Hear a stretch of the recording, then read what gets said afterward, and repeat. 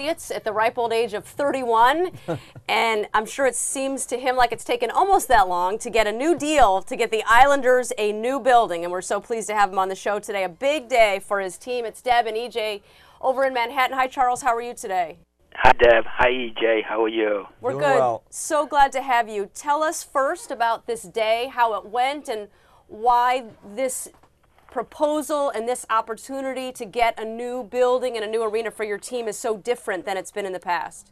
Well, I think that one thing is that time is running out. You know, our lease expires 2015. We need a home to play in, and certainly through the county executive, Ed Mangano, has put together a plan, not just for the Islanders, but for the Nassau hub, in which the Islanders, the new Coliseum, would be the first step in that direction. It's a plan that's going to cost the taxpayers money, and that's important because we're going to be taking a portion of all the revenue generated by both the Coliseum and all of the things around it in terms of whatever is being invested into it, that it doesn't cost the taxpayers anything. And it's an exciting day. We're going to get this icon for Long Island that we've been talking about for, I guess, about 10 years now. So let's follow up on that. You said it's not going to cost the taxpayers a dime. I think that's the one thing that everyone is excited about, and that folks that live there or folks that follow the team. Explain that to us. Okay, what it is that we're trying to get a referendum which allows the county to go out there and borrow up to $400 million. This will help fund an arena and a minor league ballpark, etc. The beauty of this is that we have committed, and we will commit. We haven't done the deal yet, but the thinking is that we will take a good, significant portion of revenues generated by this site so that we will pay this. It's really a financing. So this way that the county and the taxpayers, we're going to give that to the county so the taxpayers don't have to be saying to themselves, oh, my God, this is a big number, etc. But we're really partners in this.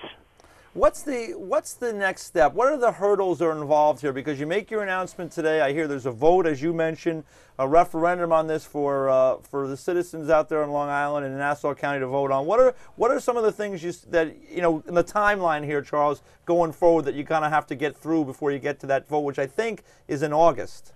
Right. The vote, if everything goes as we anticipate and hope, is that there will be the legislator will look at this thing as to put it on the referendum for August the 1st, which would be the required time.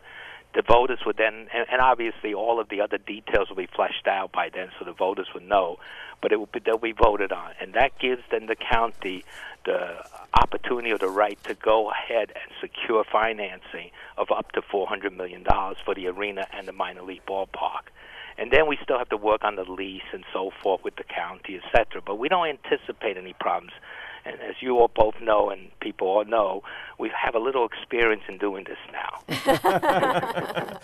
I'll follow up there, Charles, when you say that, because that's really not something to be overlooked, is that, when you go through a process like this, I mean, you had a terrifically successful business, you buy the Islanders, you get involved in some of these things. I mean, it does pay to have experience in knowing how to deal with the different legislatures and how to deal with the different politicians involved. I think experience is really pretty important here.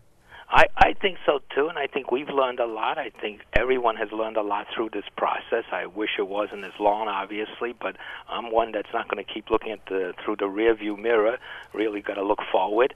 We believe that the Islanders, and I've said this over and over again, I'm a Long Island guy. I live on Long Island. It's my home. The Islanders belong on Long Island. We want to make this thing work.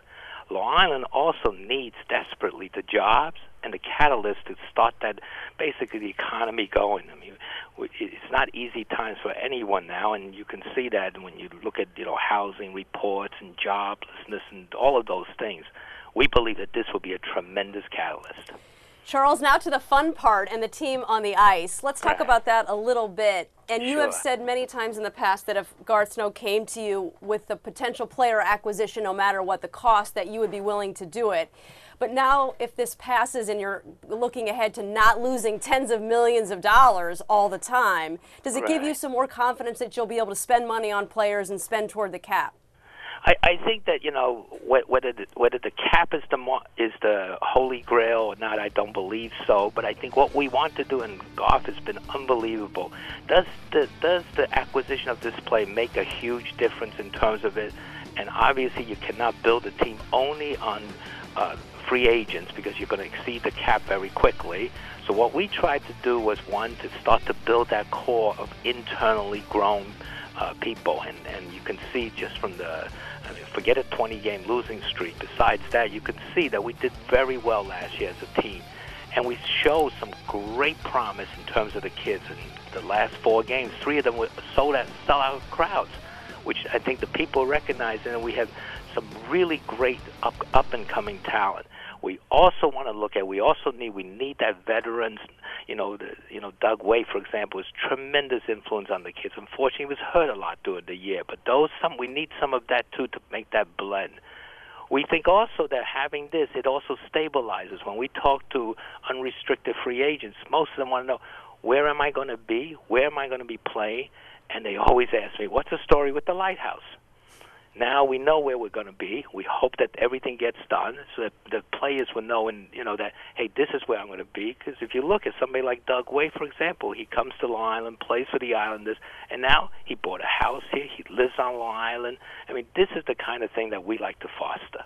Yeah, and there's no question, Charles, that going forward, when you're going after, and also in keeping your young players as they grow and become really star players in this league, I mean, they want to be able to know that this thing is going in the right direction. So I'll ask you, from your standpoint, and you've been through it all out there, and I mean, you have spent the money and you have made every effort, so there's no question that you've tried in a lot of different ways to make this work.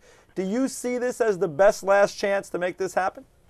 Oh, again, you shouldn't live your life with the would-haves, could-haves, and the should-haves, right? This is not a last chance. We obviously have many opportunities. As the most important thing is that, one, we want to stay on Long Island. Mm-hmm. We know where it belongs. It belongs in Nassau County. We believe that will work, and we're going to put our effort into it. There are lots of other options that we continue, and people pursue us over it. We would like to make this thing work, but I don't like to make it a threat or anything, because that's not the way we've been doing it all along, and we'll continue to play it that way. All right, last thing for me, playoffs next year. What do you think?